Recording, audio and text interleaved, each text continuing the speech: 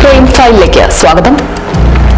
കേരളത്തിലെ ഏറ്റവും വെറുക്കപ്പെട്ട മനുഷ്യൻ ആരാണെന്ന ചോദ്യത്തിന് കഴിഞ്ഞ കുറച്ചു കാലമായി ഒറ്റ ഉത്തരമേ ഉള്ളൂ: ഗോവിന്ദചാമി.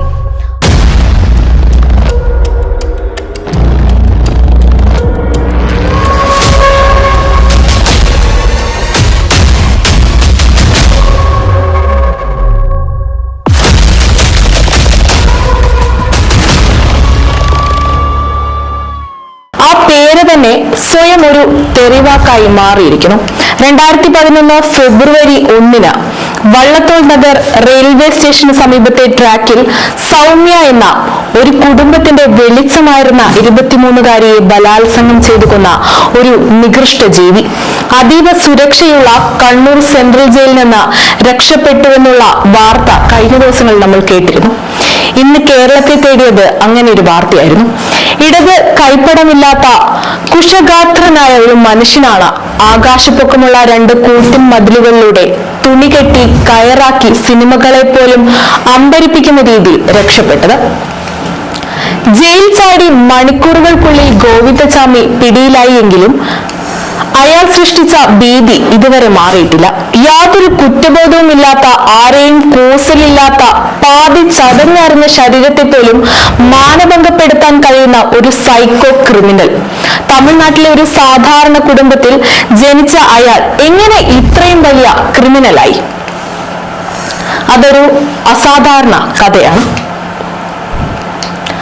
തമിഴ്നാട്ടിലെ കടലൂർ ജില്ലയിലെ സേലം വിരുദാചലം സമത്വപുരത്തെ ഐവത്തിക്കുടി എന്ന ഗ്രാമത്തിലാണ് ഗോവിന്ദചാമി ജനിക്കുന്നത്. ഇന്ന് പലർക്കും വിശ്വസിക്കാൻ കഴിയില്ല.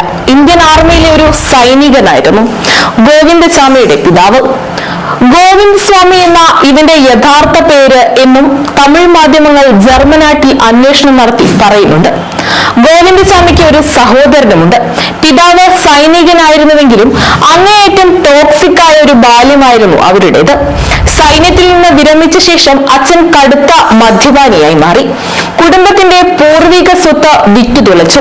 അതോടെ അദ്ദേഹം ഗുണ്ടാപണിയിലേക്കും ചില്ലറ മോഷണങ്ങളിലേക്കും തിരിഞ്ഞു. സൈനികൻ അങ്ങനെ നാട്ടിലെ അറിയപ്പെടുന്ന കള്ളനായി മാറി. എല്ലാം വിറ്റുതെളിഞ്ഞതോടെ അവർ സമത്വപുരത്തെ ഒരു ചെറിയ കുടിലേക്ക് മാറി. പിതാവിന്റെ പീഡനം സഹിക്കവയ്യാതെ അമ്മ മാനസിക രോഗിയായി മാറി. അവർ തെരുവുകളിൽ അലഞ്ഞ് നടക്കായിരുന്നുവെന്നാണ് അറിയാൻ കഴിഞ്ഞത്. ഒടുവിലൊരു വാഹനാപകടത്തിൽ മരിച്ചു. അതുപോലെ അച്ഛനും ഒരു റോഡ് അപകടത്തിൽ മരിച്ചു. ഇതോടെ കുടുംബം അനാഥമായി. പിതാവിനെ കണ്ട് നേരത്തെ തന്നെ കുട്ടികളും അല്ലറച്ചില്ലറ മോഷണം പഠിച്ചിരുന്നു. മാതാപിതാക്കളുടെ മരണശേഷം അവർ ഇത് തൊഴിലാക്കി മാറ്റി. റെയിൽവേ സ്റ്റേഷൻ കേന്ദ്രീകരിച്ചുള്ള മോഷണത്തിലൂടെയായിരുന്നു അവരുടെ തുടക്കം.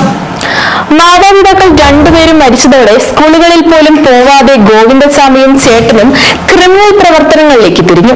തിരക്കേറിയ ട്രെയിനിൽ പോക്കറ്റടി നടത്തുക, മാല പൊട്ടിച്ചോടുക, മദ്യം കടത്തുക തുടങ്ങിയവയായിരുന്നു ആദ്യകാല ഇവരുടെ പരിപാടികൾ. ക്രമേണ ആ ഗ്യാങ് വലിയ കൊള്ളകളിലേക്കും കഞ്ചാവ് കടത്തുകളിലേക്കുമൊക്കെ തിരിഞ്ഞു. ഗോവിന്ദസ്വാമിയുടെ ജീവിതം പഠിച്ചവർ പറയുന്നത് അങ്ങനെയായിരുന്നു. കുട്ടിക്കാലത്തെ അനുഭവങ്ങൾ ഗോവിന്ദസ്വാമിയുടെ പിൽക്കാല വ്യക്തിത്വത്തെയും മനോഭാവങ്ങളെയും കുറ്റകൃത്യ സ്വഭാവത്തെയും ആഴത്തിൽ സ്വാധീനിച്ചുവെന്നാണ് അറിയാൻ കഴിഞ്ഞത്. കൗമാരകാലത്ത് തന്നെ അയാൾ നിർധനയായ ഒരു ക്രിമിനലായി മാറിയിരുന്നു. 20 വയസ്സായപ്പോൾ തന്നെ ഗോവിന്ദസ്വാമിയുടെ നേതൃത്വത്തിൽ ഒരു കവർച്ചാ സംഘം തന്നെ രൂപപ്പെട്ടു വന്നു.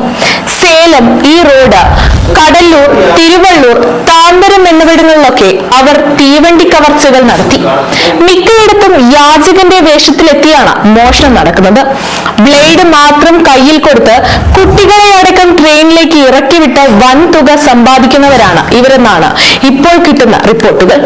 പോക്കറ്റടിയും മാല പൊട്ടിക്കലും ബാഗ് മോഷണവും ഒക്കെ ഇവർ തമിഴ്നാട്ടിലെ തിരുട്ടുഗ്രാമം മോഡലിൽ ഗുരുക്കന്മാരെ വെച്ച് പഠിപ്പിച്ചെടുക്കാറുണ്ട് എന്നാണ് പല മാധ്യമങ്ങളും പറയുന്നത്. പിടിക്കപ്പെട്ടാൽ കൂട്ടത്തോടെ മൂത്രവും മലമൊഴിച്ചും അത് വാരിയെറിഞ്ഞും അറപ്പുണ്ടാക്കി രക്ഷപ്പെടുമത്രേ. ഇതേ ടെക്നിക്ക് തന്നെയാണ് ഗോവിന്ദസ്വാമി കണ്ണൂർ സെൻട്രൽ ജയിലിലും പ്രയോഗിച്ചത്. മലം വാരി എറിയുന്നത് കൊണ്ട് ജയിൽ ജീവനക്കാർക്ക് ഗോവിന്ദസ്വാമിയെ പരിശോധിക്കാൻ പേടിയായിരുന്നത്രേ. അങ്ങനെയായിരിക്കും അയാൾ ജയിൽ ചാടാനുള്ള തുണിയൊക്കെ ഒളിപ്പിച്ചു വെച്ചത്. എന്നിരുന്നാലും മുംബൈയിൽ നിന്നാണ് ഗോവിന്ദസ്വാമി യാചകന്റെ രൂപത്തിൽ 2011 കേരളത്തിലെത്തുന്നത്. അതും ഇത്തരം ഗ്യാങ്ങുകളുടെ രീതിയാണ്. സ്ഥിരമായി ഒരു മേഖലയിൽ തുടർച്ചയായി കവർച്ച നടന്നാൽ പോലീസ് വിജിലന്റ് ആവുമെന്ന് അവർക്ക് ഉറപ്പുണ്ട്. അതിനാൽ ആവാസ വ്യവസ്ഥ ഇടയ്ക്കിടെ മാറ്റും.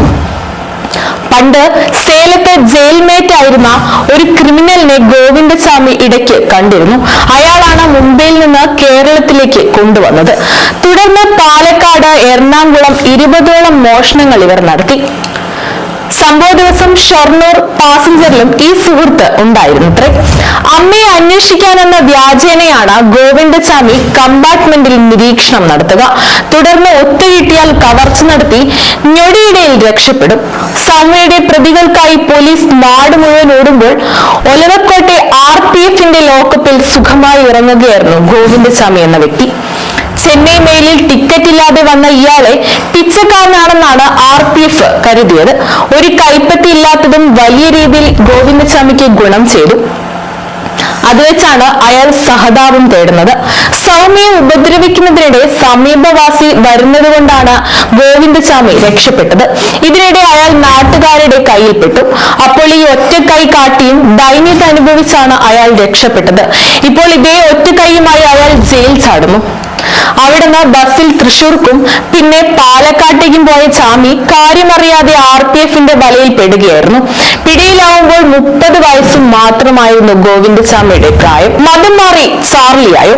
അങ്ങനെ ഒരു ചോദ്യമുണ്ട്.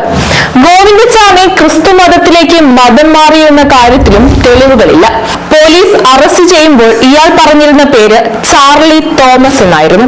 അങ്ങനെയായിരുന്നു ആദ്യം വാർത്തകൾ വന്നതും.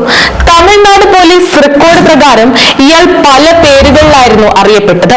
ഗോവിന്ദസ്വാമി, ചാർലി, കൃഷ്ണൻ, രാജ, രമേശ് തുടങ്ങി നിരവധി പേരുകൾ. ഗോവിന്ദസ്വാമി അന്വേഷണ ഉദ്യോഗസ്ഥരോട് പറഞ്ഞ കള്ളപ്പേരായിരുന്നു ചാർലി തോമസ് എന്ന ക്രിസ്ത്യൻ പേര്. ഈ പേരിന്റെ പിന്നാലെയാണ് മതം മാറ്റ കഥകളും ആകാശ പറവുകളുമെല്ലാം വരുന്നത്. പോലീസ് അന്വേഷണത്തിൽ ഇത് കള്ളപ്പേരാണെന്ന് തെളിഞ്ഞതോടെയാണ് മാധ്യമങ്ങൾ ഗോവിന്ദസ്വാമിയിലേക്ക് എത്തിയത്. പിന്നീട് മാധ്യമങ്ങളെല്ലാം ഈ പേരാണ് ഉപയോഗിക്കുന്നത്. സുപ്രീം കോടതി വിധിയിൽ ഗോവിന്ദസ്വാമി എന്ന പേരാണ് കൊടുത്തിരുന്നത്. ഗോവിന്ദസ്വാമിയുടെ ജയിൽ ചാട്ട വിദഗ്ധ നീക്കത്തിലേക്ക് പോകാം.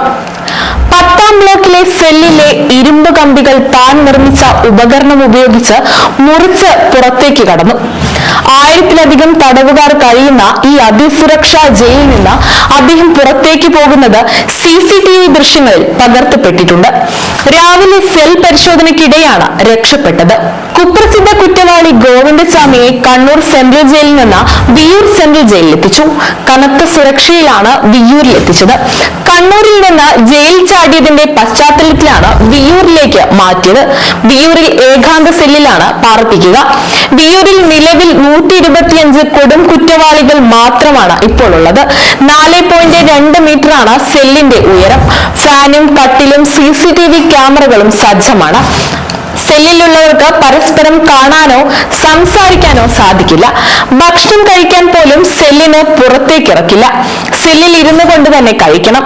6 മീറ്റർ ഉയരത്തിൽ 700 മീറ്റർ ചുറ്റളവിലാണ് വിയ്യൂരിൽ ചുറ്റുമതിൽ പണിതിരിക്കുന്നത്. കണ്ണൂരിലെ അതിസുരക്ഷാ ജയിലിൽ നിന്ന് വെള്ളിയാഴ്ച പുലർച്ചെയോടെയാണ് ഗോവിന്ദസ്വാമി രക്ഷപ്പെടുന്നത്. പോലീസ് ശക്തമായ തിരച്ചിൽ നടത്തുന്നതിനിടെ 2 കിലോമീറ്റർ അകലെ തളാപ്പിലെ കിണറ്റിൽ നിന്ന് ഗോവിന്ദസ്വാമിയെ പിടികൂടുകയായിരുന്നു. കണ്ണൂർ ജയിലിൽ സുരക്ഷാ വീഴ്ചയുണ്ടായ പശ്ചാത്തലത്തിൽ 4 ഉദ്യോഗസ്ഥരെ ജയിൽ വകുപ്പ് സസ്പെൻഡ് ചെയ്തിട്ടുണ്ട്. സെൻട്രൽ ജയിലിനകത്തെ ഇലക്ട്രിക് ഫെൻസിംഗും CCTVകളും പ്രവർത്തനക്ഷമമാണോ എന്നത് ഇവിടെയുള്ള കാര്യങ്ങളിലും പരിശോധനകൾ തുടരുകയാണ്. എത്തിക്കുന്ന മറ്റൊരു ക്രൈം ഫയലുമായി വീണ്ടും കാണാം. Sign off. Rahala Krishna, VMTV.